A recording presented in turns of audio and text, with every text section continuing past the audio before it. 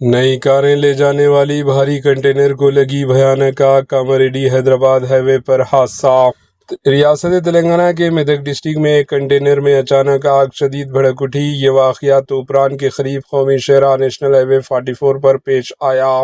इस हादसे में कंटेनर में मौजूद 8 नई कारें जलकर खाक हो गई। यह हादसा उस वक्त पेश आया जब कंटेनर कामारेड्डी की सड़क से हैदराबाद की जानिब जा रहा था। इस हादसे में किसी भी तरह की जानी नुकसान या किसी के जख्मी होने की इत्तला नहीं मिली, ताहम बड़े पैमाने पर माली नुकसान जरूर हुआ है। Bureau report, HN news.